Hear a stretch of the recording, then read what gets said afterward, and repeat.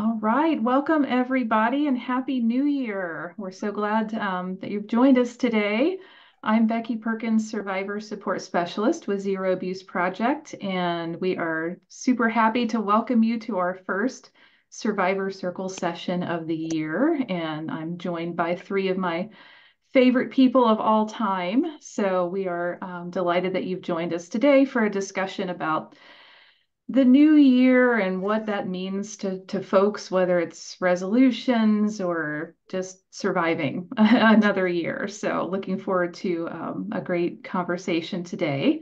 I want to give a quick shout out to our grant partners, the Office for Victims of Crime, who provide funding for Survivor Space, including all of our Survivor Circles. So we are appreciative of that funding. Um, Today's session is being recorded, so if you would like to watch it again later or share it with anyone, the recording will be available on the Survivor Circles page later today. Um, Everyone who's attending today, your camera and your audio is automatically turned off. However, you can participate by asking questions or comments using the chat. Just be aware that there's options in the chat. You can either type a message to me as the host, to Melanie, Sarah, or Angie as the presenters, or to everyone, including folks who are attending. So just to let you know that. And without further ado, I will turn it over to our amazing presenters today. Super happy to welcome back into the new year, Angie Kahn, Melanie Sachs-Barton, and Dr. Sarah Helms. Welcome. Good to be here. Happy New Year for everyone joining us. Um, the title for our talk today was the power of a refresh versus the pressure of the new year, new you mentality. And as we were sort of talking about wrapping up 2023 and moving into the new year, Melanie and Angie and I were sort of having this conversation, like, what does this time frame mean for each of us? And as a therapist, I'll start by just saying, like, this is a very unique time, a unique season, because as a therapist, I often am talking about, thinking about goal setting and change and growth. And so to be in a season of life where collectively as a society, we are all kind of inundated with messages culturally about that being a thing that people do right now, regardless of whether you sort of buy into it or choose to do it or do it in a typical or a different way than your friends or peers do it. So we were each just kind of talking and brainstorming, like, what does this season mean for us? What are different ways that we sort of think about it and tackle it and approach it? What are potential pitfalls that can come about with some of this pressure of the new year, with goal setting, with all of it? So that's kind of the spirit for where we were wanting to start the conversation today, was just inviting people to join in, inviting people to kind of join right where you're at, regardless of whether that's with big plans for the new year or really not feeling an energy about this in any way in your personal life, to just kind of know and accept and appreciate right where you're at, and then figure out, what do we want it to be and how do we mold this season into what we want it to be and create whatever that looks like for you. So that's kind of where we're at. Yeah, for me, it's been a different year than any other year. I'm a new mom. My daughter is 7 months old, and in years past, it's been a lot of reflection, maybe getting a day by the ocean to reflect on the year and then do a nice post about the year. And this year has not looked like that at all for me. I feel like I'm catching up. I feel like I'm kind of late to the ball game, although later on I'll talk more about how it's never really late. I think it's for me, it's a year of creating where I'm at. So maybe today I may have some window to create kind of a new thing that I wish for the year, but then tomorrow that might go out the window. And so as a new mom, that has shifted for me, as someone who's always done kind of meaningful, thoughtful, intentional reflections about each year, especially as a survivor of sexual trauma, going through so many years of like not looking forward to the next year or not thinking I would make it to the next year. Through my healing journey, one of my greatest moments of healing was when I was able to actually look forward and like celebrate the previous year and be expectant for the year to come. so to be in this place of like an in-between of like, I'm definitely not back where I was in kind of that darkness, but I'm not as much in the reflective, like I got, all my posts ready and my, everything all together, and that beautiful reflection on Instagram that I always used to do.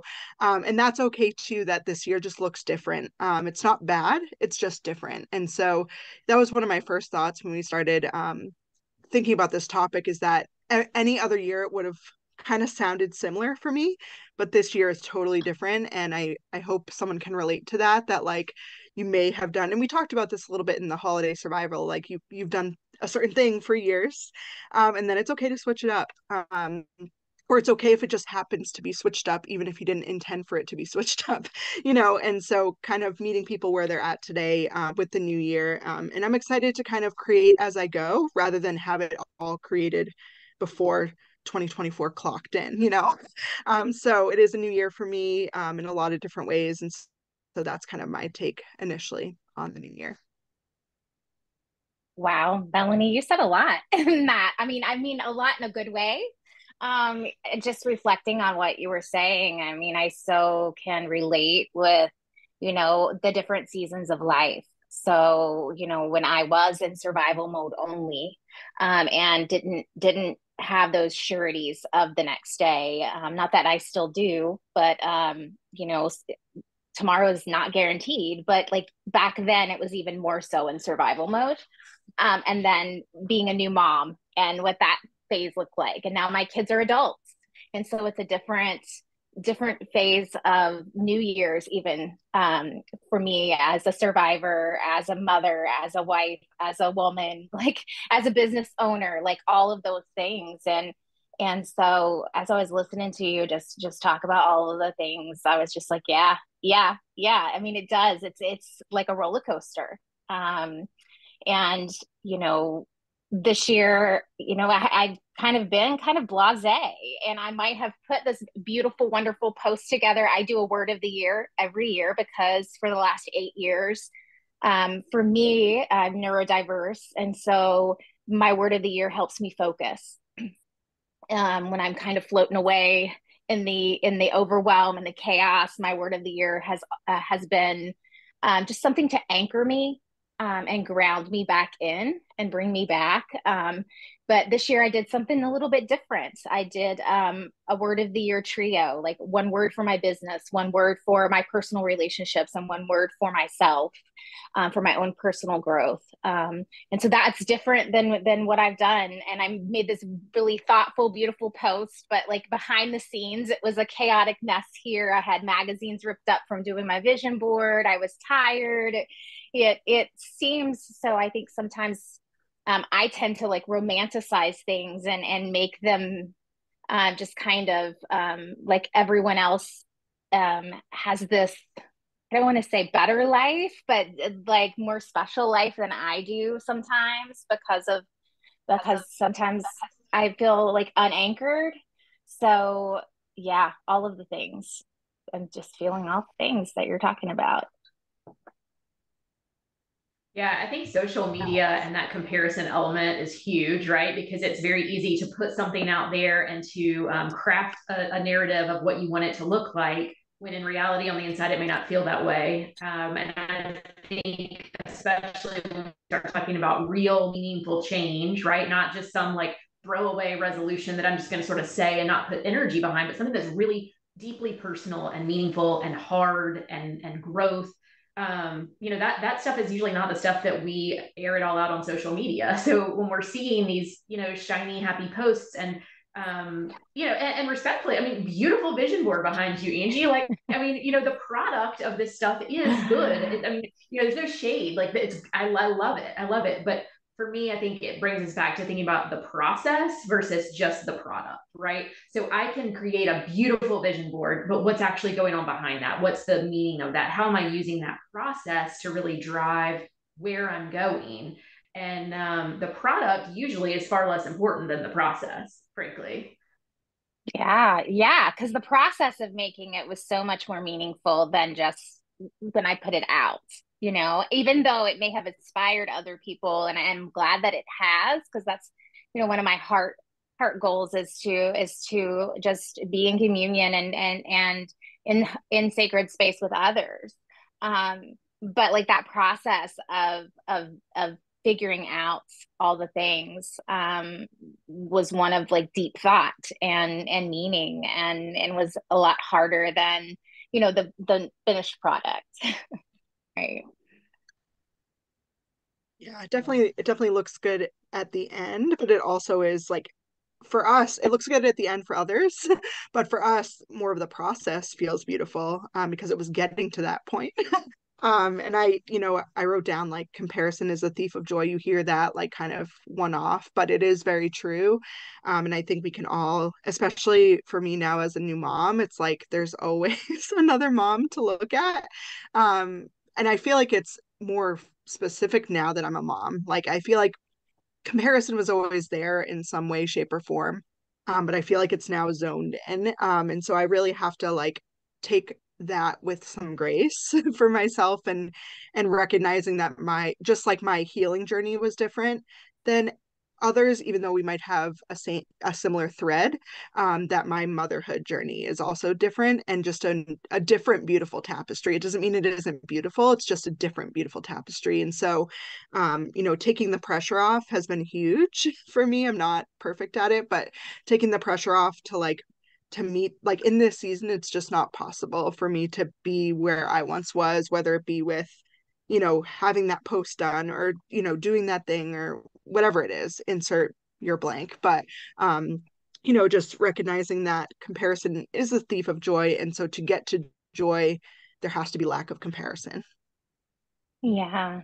Yeah, we had someone comment that sometimes it feels like it's all different lives. You know, we're one person, but we just different seasons just feel just different. And one of the things that I'm trying to focus and remember this year, along the lines of that comparison being a thief, is remembering to be kind to myself, to be gentle with myself, to be tender towards myself. And those are words that I've had to rewrite narratives around, because for me, in the kind of survival mode that I had to come up in, those words were almost kryptonite of sorts, because you couldn't show your weakness, you couldn't show your gentleness, you couldn't show your tenderness or your kindness.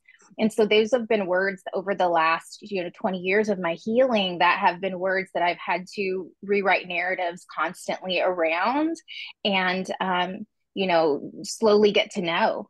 It's almost like slowly getting to know what tenderness looks like, slowly getting to know what shame looks like, so I can identify shame when shame shows up, seeing what grief looks like. And it's almost like they have these little identities within me, and that's part of my new year process too, is just taking account and looking back at my healing journey over the year too. And when I'm tempted to be judgmental or harsh towards myself, reminding myself so much these days, even more so, to be tender, which is really hard to do sometimes. Just one more thought, Angie. I love that you talked about like for the different parts of you. So you're a business owner, as a person, as a mom, as a wife, kind of having different words for those things, although you hadn't done that before. I think that just really speaks volumes, because like you said, each part of us is so different. So if we put a blanket word over all of that, it can be hard to attain. Like you could be one thing as a mom, and that could attain to the word that you put, but then like as a business owner, that word may not apply at all. And so I think I'm actually going to start doing that. I may write that down after this, kind of as a mom, as a survivor speaker who speaks across the country. Like, what does that look like? As a wife, things like that, because I think it kind of takes the pressure off, which is the goal, right? To be one thing for all these things, where you can kind of be flexible and be like this thing as a mom, and have this word for your business, and have this word. So I think it lends a hand to that flexibility, which is a beautiful thing. So I'm going to stick that one in my back pocket. Yeah, I love that idea of the breadth of this, right? That it's not just such a narrow focus. And I think sometimes when we start focusing on, okay, what's my New Year's resolution? I'm going to pick one thing, and this is going to be my one thing. It can be so limiting and narrowing. And really, it feels to me like the goal of this season is to open up my arms, not to hold them in tighter, right? So how can I find ways to grow and expand? And, that might be in different ways in different areas of my life. Angie, as you said, it might involve this sort of toggling back and forth, this sort of looking backwards and reflecting, where have I come from? What have I overcome? What have I survived? Where's all of this story? And how can I be tender towards myself and compassionate and show gratitude towards myself for what I have, walked through, and own that, and love myself through that process of reflecting backwards, and also looking forwards to say, so where do I want to carry this into? Where does this grow and shift and change next? And sometimes holding both of those at the same time can be hard, right? Like when you're saying, well, I want to love myself and say, like, yay, like you did a good job, you did this thing, you made it through this thing. But then there's this other piece where it's like, but I'm trying to change too. And so there's this tension, I think, sometimes between acceptance and change. And so how do I love myself, and how do I have grace for myself through whatever this stuff is? And at the same time, grow and shift and acknowledge the areas where I love this, and I also want to grow into that, right?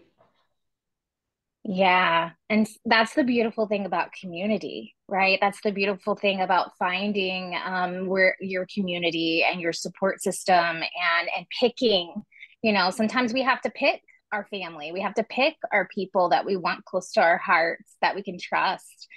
Because in doing that, we learn a lot about others, and we learn a lot about ourselves. And Sarah, like, you're one of the friends that's given me that gift of holding those two things, holding those two truths. And it's just been a remarkable gift to look at. And then I stumbled upon the book, No Mud, No Lotus, written by a monk. And he talks about holding suffering and holding joy. And those two things seem like they cannot exist, but yet they do. And we know they do. And so even into the new year, I think when people think of a new year, it is a reset. It is a time like to start over. And I think that's why in the past, it's always been a really exciting part of the year for me. I feel like if I can make it to January 1st, like there's some kind of reset button in my mind and my body that gets hit. Almost like Groundhog Day, where I get to start over.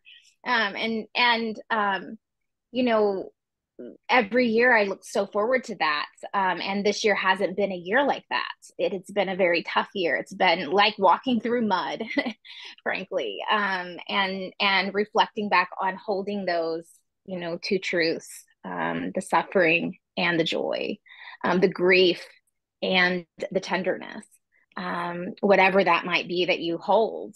So.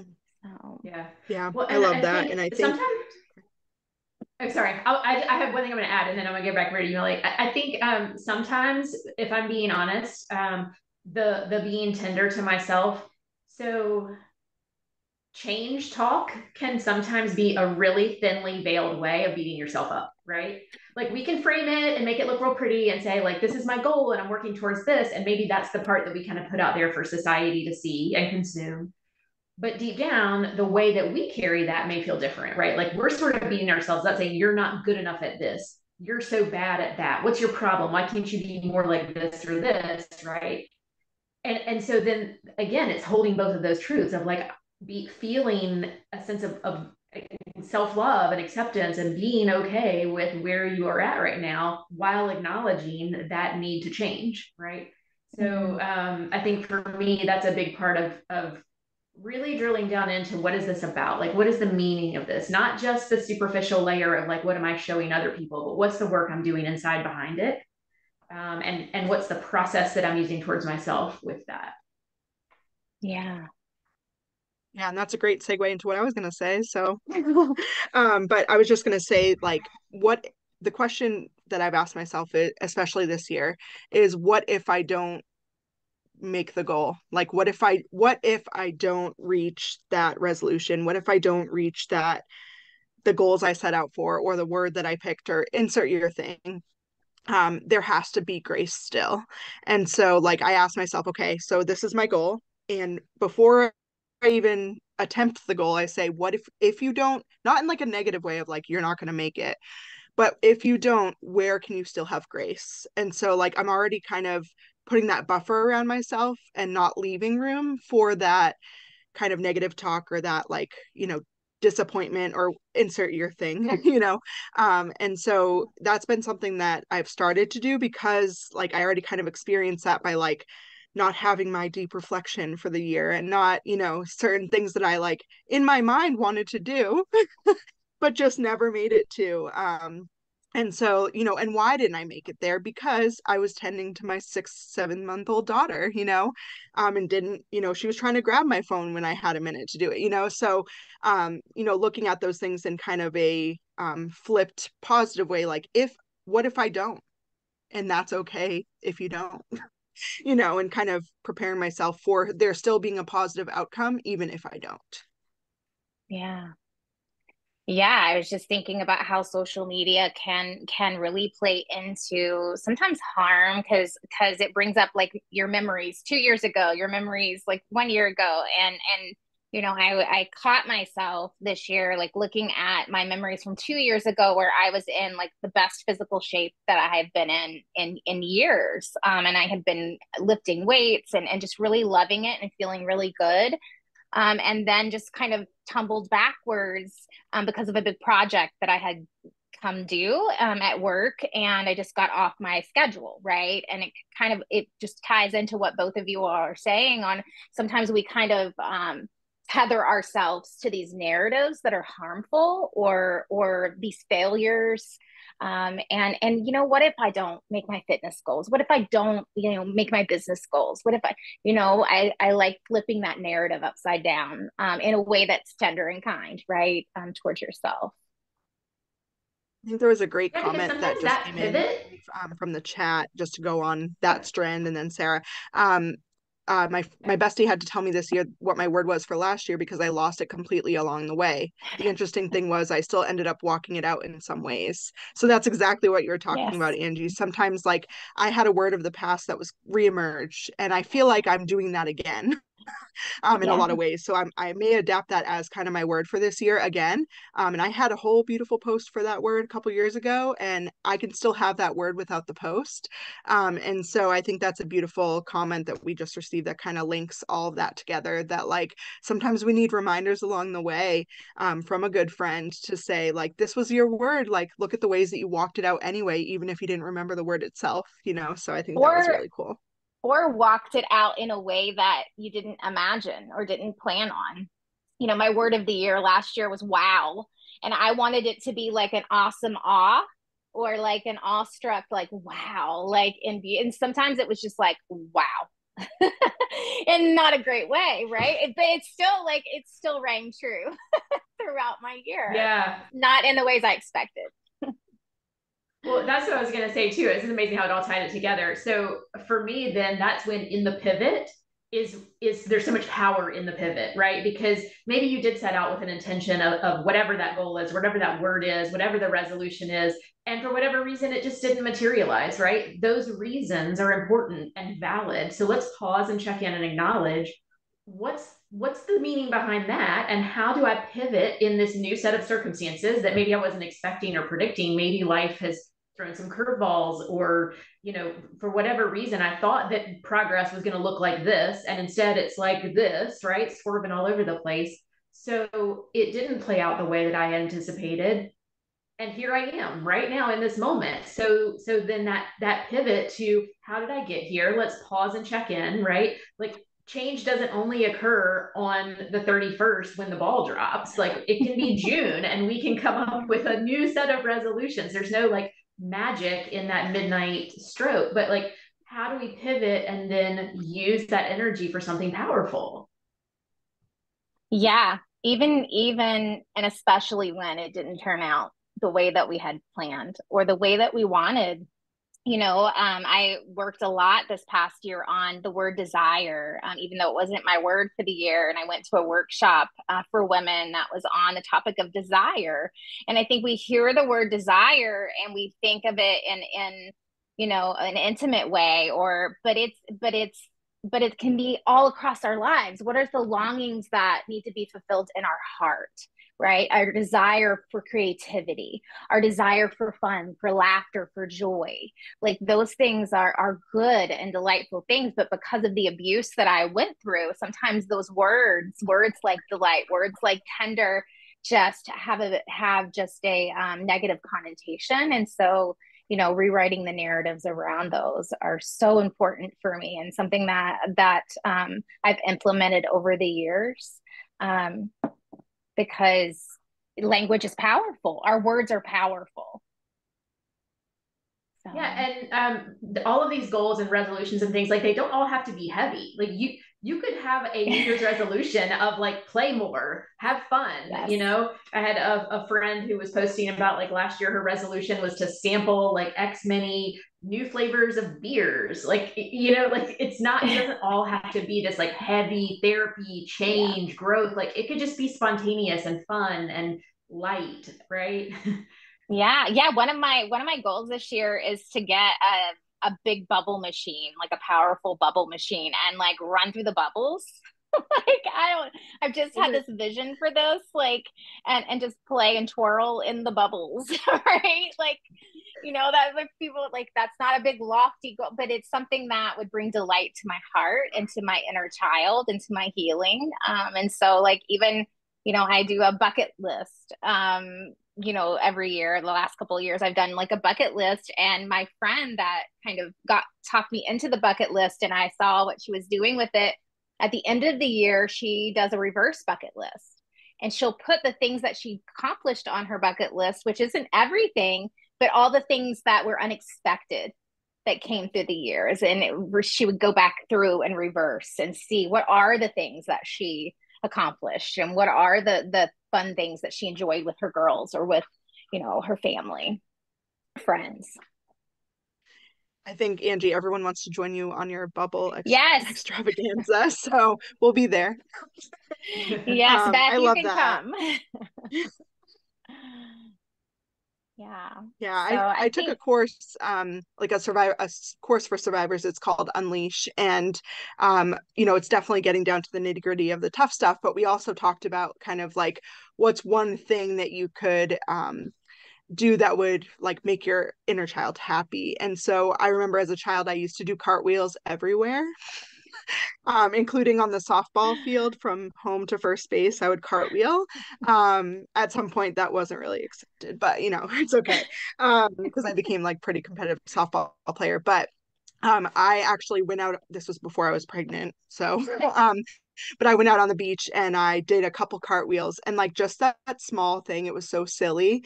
So like, but it was awesome. I felt so like it was so much fun, and like it brought me back to like so many years of like doing 10,000 cartwheels every summer, and just enjoying that part of it. And I was actually proud of myself that I was still able to do a cartwheel. So but just those yes. little things are the big things. Not so sure now that I've had a baby, but we'll see.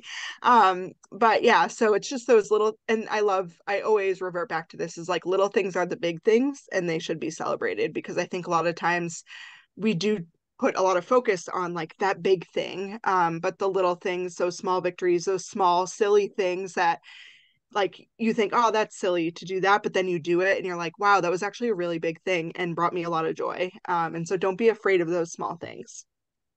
Yeah, I love that. It's beautiful. Yeah, my process for that reverse bucket list thing is it's funny because, and Angie, this backstory. So every year I strive to make a photo calendar and a photo album with photos from the prior year. And some years I do better than others, and some years I struggle with a feeling of pressure that I like have to get this done for the family, or the grandmas aren't going to be happy or whatever. There's some pressure involved with this, if I'm being honest. But my goal has been, and I've this year I think done better than some years, making it intentional and making it a process of that reverse bucket list. So it's easy to kind of lose those small moments, but to stop and look back and go through each month and look through every 10,000 photos that I have on my phone. Some of them are meaningless screenshots of nothing, and then some of them I'm like, oh yeah, remember when. And it's just like a funny video, like a meme that someone sent me, getting froyo with my kids. And we did a video, like a swirling it in, swirling it up, swirling it in, swirling it up, back and forth, back and forth, like it's just, it is in those little moments. Right. And so that reflection process of like, what are the things and how were those captured visually for me? That's kind of like a good format for me. And that looking back, I think is critical at this time of year, right? It's not just all about where are we going and future orientation, which is important too, but that idea of looking back as well and honoring those small moments, not just letting them kind of slip by without, unnoticed or without gratitude for them. Yeah, I love that, because I think for me, as I was listening to you talk about that, like we went for the holidays, we did something different. And 4 out of 5 of us went to the beach, and we had not one family picture at the beach. We had 80 pictures of our dogs because it was their dog's first trip to the beach. So you can guarantee that there's going to be a million pictures of the dogs, but we had like 56. It was literally like 56 pictures of the dogs and not one family picture. There was one where somebody's leg was stuck in there or somebody's arm. But reflecting back on that, and it wasn't in capturing that perfect family pic, because we've never been able, we are a neurospicy family. We've never been able to capture a family pic in our lives. But it was about for us just taking time to enjoy the exhale and to practice the pause and to be in that moment, and to be in each other's presence. And I think sometimes we can get so hyper focused on one thing, whether that's work or whether that is I have been there where I was homeschooling for years. And so it was homeschool. It was all about the homeschool. And I just stayed in that barrier, or in that it became a barrier for me instead of in the lines. And so I got really rigid in my practices. I got really rigid in my thinking. And the last couple years, the last probably 4 or 5 years has been about loosening, those tethers that have me kind of boxed in, and looking back at those moments and reflecting, and even Sarah, you said like somebody that maybe sent you a meme that just made your heart giggle, or you and your kids did a little video, even if it didn't capture the exact moment I wanted, it sparks those memories of that feeling of pause, or that feeling of laughter, or that feeling of just peace for that time. Yeah. So I guess we have a little bit of time left, and as we're kind of, I guess, trying to wrap up and think through what all of this means, for me, what I'm hearing that runs throughout all of these themes is being present and being intentional. And so using the power of this time to really do whatever that means for you, whether it's looking backwards, looking forwards, setting goals, choosing words, reflecting on old words, but using that time to be really present and mindful in your own space, and to be really intentional in how you're using that. What, I guess, for Melanie and Angie, for you, what would you guys say are these kind of key takeaways for people to think through this, the power of a refresh versus the pressure of the new year, and how we navigate that as survivors? And for me, it's appreciating the sweet spot in the middle. Like, it doesn't have to be on one end of the spectrum. It can actually be in the middle, and finding what that means for me. Because I think as a survivor, kind of, one of my like yearly thoughts is like, I'm another year stronger than the trauma that I went through for so many years. And so really framing that in the sense of like, what's that sweet spot in the middle that I don't have to like strive to be whatever it is, but I don't have to like stay in places that don't serve me well. So what's that action step, but also what's that where is that sweet spot to stay? And for me, it's been kind of a lot of, kind of re-emerging from things, recalibrating things. Something that, and I always talk about this when like I do things about like self-care or like with the healing journey on its own. Something that worked one year may not work the next year, or something that helped for one scenario may not help for another scenario.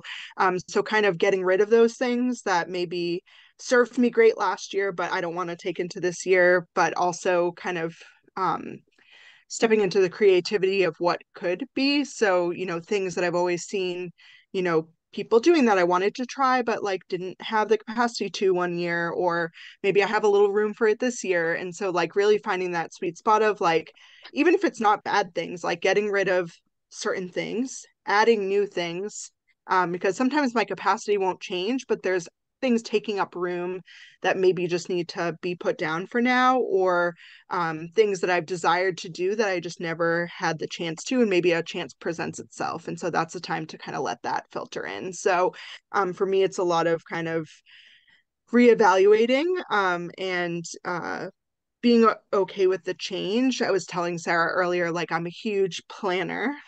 Shocking, but I love to plan things, but honestly, spontaneous things bring me more joy. So really kind of shifting my planning to letting the spontaneous happen. And even professionally for me, pretty much since 2021, I've kind of done a 180 professionally. And so this year I'm really excited to kind of, I got married and then went on maternity leave, and kind of stepped my first thing kind of back in the field was working with and on Survivor Space. But now I've joined a couple boards and I've done a couple things. I'm not fully back in the trenches, which is kind of my comfort zone, like working directly as a survivor with survivors, doing the work in the trenches, advocating in courtrooms. That's my comfort zone. And that's what I did for 10 years. And this season does not present to me that that's where I need to go back to quite yet. It's not a no, it's just a not yet. But what does it look like now for me professionally? Do I build like my speaking? I've traveled a bit speaking in this season. So do I try to build an LLC like Angie has, or do I try to look for more consulting things to do? But that's not my comfort zone. It's like my in the trenches advocacy day in and day out is my comfort zone. And so kind of reframing what it looks like and getting excited about the possibilities, like that I might not go back to the trenches, and that's okay. But maybe I will at some point, because I have it in my back pocket, and so, kind of utilizing this new season to kind of reframe everything. And, especially being a new mom, like just trying to see like going back into 9 to 5, working in child sexual abuse is probably not the greatest spot to be, when my daughter's so young, and kind of acclimating to that. And so kind of giving up a dream, but also getting excited about the new dream to come, And so it's just, it's an in-between, which is not an easy place to be for a planner. But it is kind of relishing in that, like, I can do this, or I don't have to do this. Like I can kind of pitch what I want to as a survivor who's comfortable speaking about her story. I can reach out to a bunch of organizations and see if there's a need for that, or as a consultant for things similar to what I'm doing with Zero Abuse. Or do I just, or do I do some of that and then the other half is just being a mom, and that's okay. And going to coffee shops and getting time with girlfriends and getting time with other moms that aren't working full time, So I think there's a beauty, like Sarah said, I wanted to put the fire emoji, but there was no fire emoji on here. But when you said there's power in the pivot, that's exactly what it looks like for me. And it's exciting. So I hope someone else can take excitement from that as well. Yeah. I think for me, it's just remembering my why of my healing journey, like, because I can get so caught up. I do a lot of internal family systems therapy work with others and personally.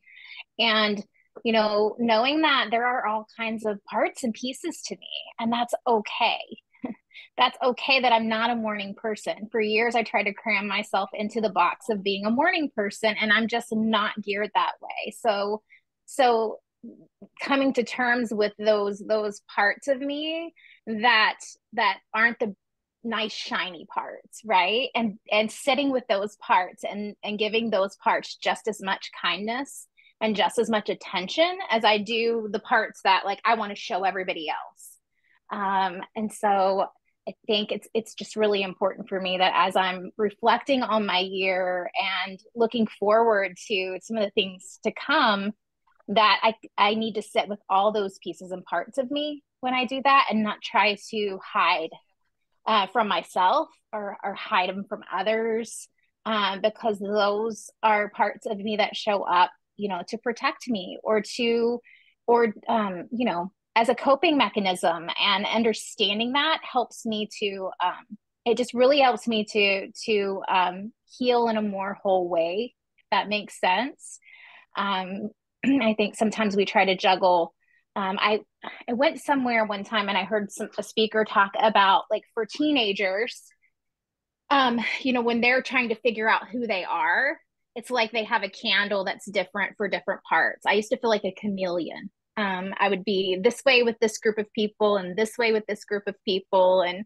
And today, I think my takeaway for reflecting on my year and continuing my journey is, it's okay not to shift and change for those people, like being true to my authentic self, and being okay with who I am, even if it doesn't fit the mold of other people in my life that maybe I want to impress, or that maybe I want to collaborate with, or that maybe, I don't understand why they walked away. And so those are hard things to wrestle with and to reckon with. And I think, sometimes we just want the excitement of the celebration of the new year. Because I am a thrill seeker and I'm a adrenaline junkie. And I love those high adrenaline things. And it's hard for me sometimes to sit in the lows of it too. But that's just as important in the new year for me as the celebration. Yeah, I think especially with New Year's, right? We get into this feeling of like change is in these big leaps, right? Like you have this big aha moment, or you set this huge goal, or you go on a retreat and you have some sort of like epiphany about this big thing, right? Like there's these big moments, and those are good, right? Like that's huge. And often we sort of anchor, when we look back, we sort of anchor moments in our life around these sort of big pivotal moments and big pivotal things. So that's normal, and that's powerful. Also, there is that return to the monotony, right? Like Angie's saying, it's like, we have the new year, and then we have like January 4th. Like, what is today, right? Like, and so there is this risk, right? That you can get sucked under into that feeling of blah, monotony, whatever that sort of low space is, that isn't the peaks, it's the valleys. But that's also part of that process, right? Like the change does not just go like this. It's like we come high and low, and we come around, and we take 2 steps forward and 4 steps back. And I guess you hope that in the end you take more steps forward than back. On the end, like on the whole, you're moving forward, but it's certainly not just like step, step, step, step, step. It never looks that way. Yeah. Yeah. And Sarah and I were talking earlier. I love when you said, Sarah, that like, what's our July 7th goal? Let's get away from like the January 1st or the right after the new year, because we sometimes set ourselves up for failure then. But like, why don't we have goals, if, okay, I missed the boat on that one, but maybe I could try it again in June if that's one I really want to hit, or create ones along the way, and see the beauty of like meeting those things along the way, because then when we do that reverse bucket list, there'll be more cool things on there, and things that we weren't expecting were things, and now they're things, and so I think that's a really cool way to look at it. Like, it doesn't have to just be by this deadline. It can be like, and having accountability and community to say like, hey, like, I had this goal or this word on the new year, but like it's July and I want to revisit it. Hey, like, come alongside me, or like, how can I come alongside you? Or hey, hold me accountable to this thing. So yeah, I think it's really a really cool way to look at it. Yeah, because Yeah. a year is a really long time. Like, to be like, oh, this is my goal for a whole year. I mean, who knows what's coming a day, a week, or a month, or 6 months from now that's going to be a total pivot, right? So I really like that idea of like, how do we shift this narrative from like, here's what my year is going to be, to making it a little more time limited and a little more like realistic, things that you can really grab onto and say, okay, for this week, here's what my goal is, or here's my bingo card. And I might not be able to achieve every goal every day, but like, I'm going to pick a square that I'm going to focus on today, because that's where I'm at today. That's my emotional energy for the day, is this one. And I can't tackle that one or that one, but I'm going to tackle this one. Right. Yeah. Yeah, and I have to get, I'm so embarrassed. If I would have pulled them all out, it's like the planners, the amount of planners I get, like even like for 2023, I had 4 planners and didn't make it past the 3rd page on them. And so I get undated planners now, right? But I love to set like quarterly goals instead of the whole year, because with my neurospice, like it's a hard to stay that long-term see-through. I have to have those short, attainable, those SMART goals, like Sarah, you mentioned, either in a conversation or earlier, like what are these attainable things that keep me going, that give me my dopamine rush, that's healthy in the little spurts. I think we tend to want to do like the marathon, but it's the little sprints sometimes that that are just as important. It's the conditioning rather than the race, so yeah, remembering that it doesn't have to be the big explosion. That sometimes, this last year, the most peace was when I sat, on my office chair with my dog, and she cuddled with me, and I cuddled, that was some of the most precious moments. It was when I was with, my son, and taking him to doctor's appointments 3 hours away, and our car ride there, and our conversations about who he's becoming. Those were the moments. Those were those moments that didn't get the big spotlight, but they were the behind the scenes that really mattered and that really impacted me the most. And yes, I'm like so proud of the accomplishments that I've done this year, but also, like, I feel like when it boils down to it, that slow cooker of instead of the drive through. I think the big things, the excitement, which aren't as much, right? You might have like 1 or 2 big things per year. That's more like the McDonald's drive through sometimes, than those little tiny moments that if we don't look, the glimmers, if we don't look close enough, if we're so focused on, all of the big things, we miss them. And those were the moments that taught us more. And those are the moments that we could savor in a way that nourishes us. So. Yeah. Brooks had a really beautiful comment. I'm just going to read for everybody from the chat. I really love the goal of honoring what is true about you that isn't so accepted versus changing those things. That is so opposed to our culture, which I agree completely.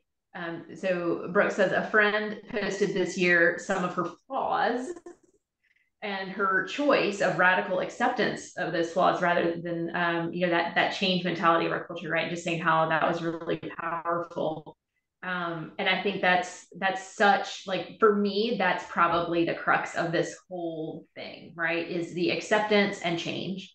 And how do we hold both of those instead of pitting them against each other, right? To say, I am going to accept these parts of myself. I'm going to love myself through this, this perceived flaw.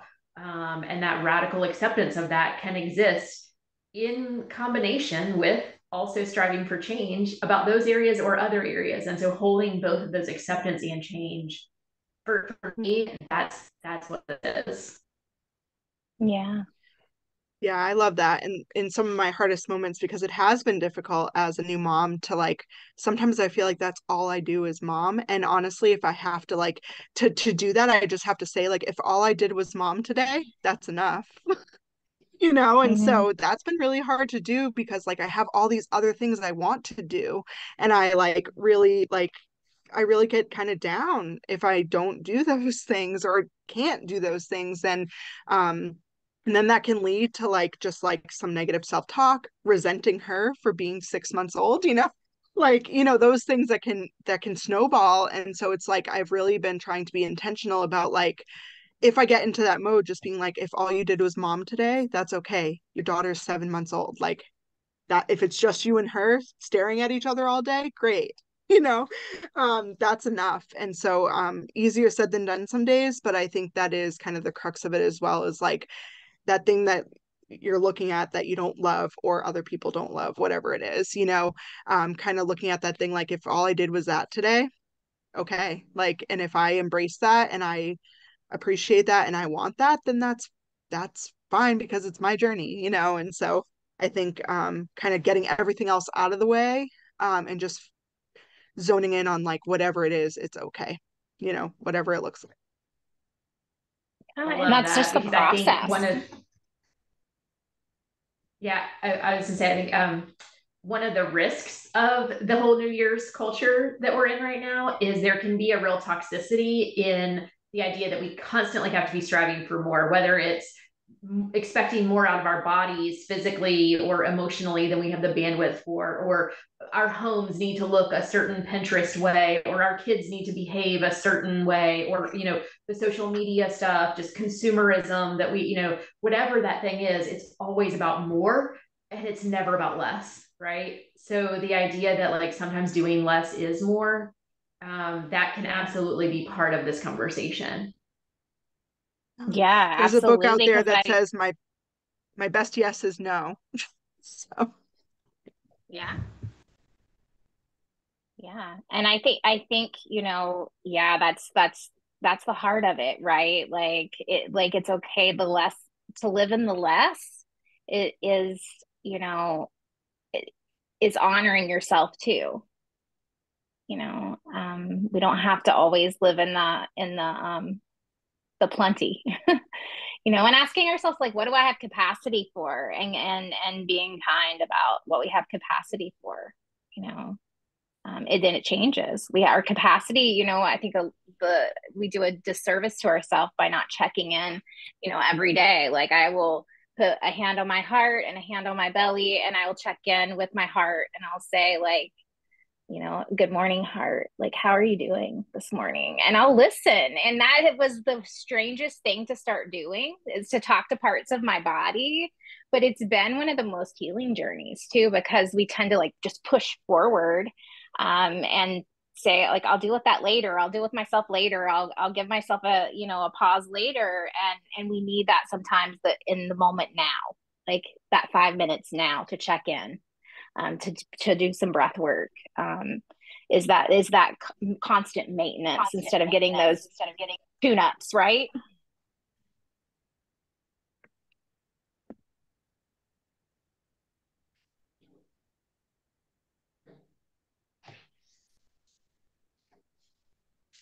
I see that our time is starting to run towards the end.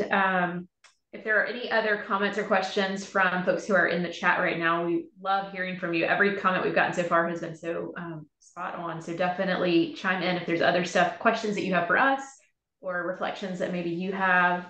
And then maybe as we're waiting for those to come in, I'll just check in with everybody to see if there's any sort of final thoughts or final takeaways that we have before we wrap up today.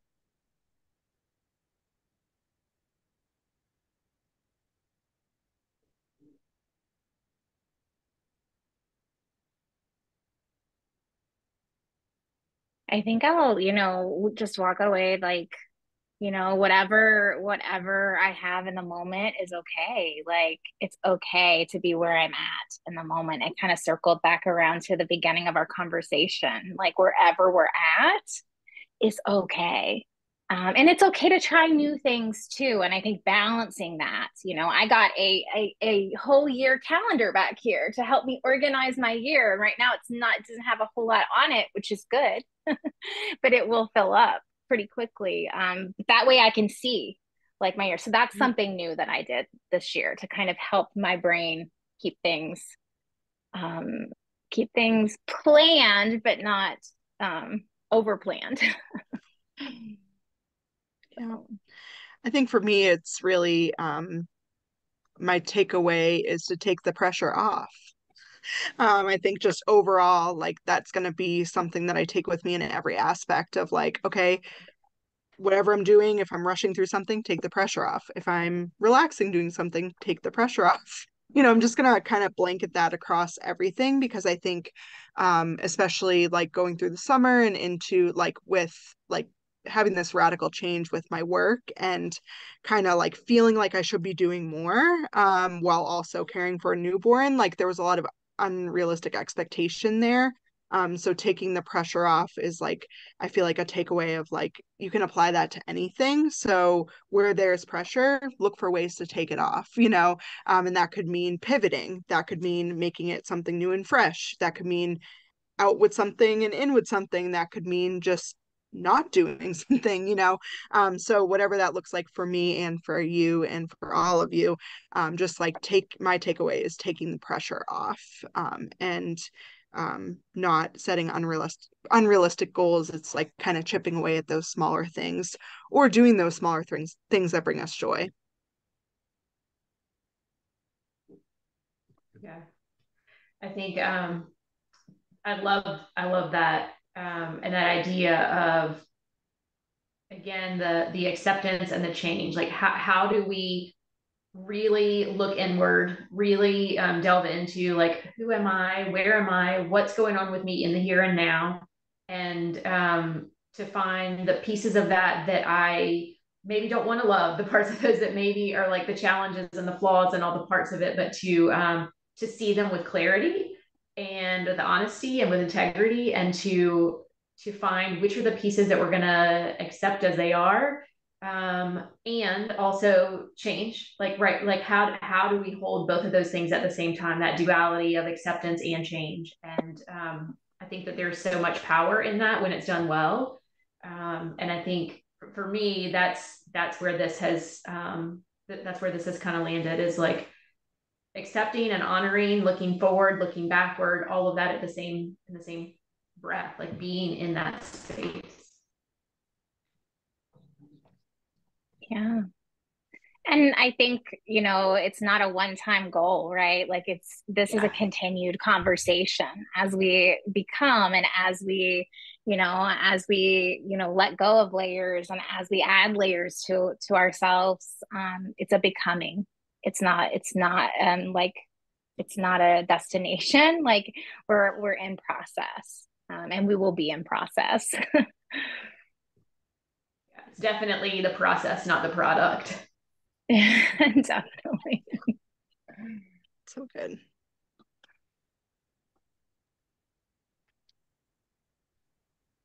So I'll just hopping on here to thank you all, everyone, for your just great insights today. I mean, a lot to chew on today, and I know I have found this to be very empowering. I like to refer to myself as a recovering New Year's resolutionist. I used to make the big resolutions, and now I don't, but then I also sometimes feel like I should. So this has been, validating and empowering discussion. I really appreciate it. And thank you to everyone who participated in the chat as well. It's just so great hearing all the different perspectives, because, there's no one size fits all approach to anything, including the new year, right? So thank you all so much. The folks who have attended today, you'll receive a follow-up email tomorrow with the link to the recording if you'd like to watch again or share it. You'll also receive a link to a feedback survey. We really appreciate your feedback about all of our Survivor Circles, if you wouldn't mind to do that. Just giving a little plug for our next Survivor Circle, which is next Monday, the 8th at 11 a.m. Eastern. A little bit different kind of type of Survivor Circle. It'll be, the topic is grooming and its effects on trauma symptoms, but it will be based on kind of a scientific article that you can actually read beforehand. So if you're into that kind of thing, we would love for you to join us next Monday. But please keep an eye on our Survivor Circles page for a lot of great sessions coming up this year. I'm really excited about all of them. So thank you again, Angie and Melanie and Sarah, for a great discussion. I always appreciate hearing from all of you. Having all three of you together in the same space is a real blessing. So thank you all, and thanks for those who have joined us today, and Happy New Year, and we hope to see you again soon. Take care, everybody.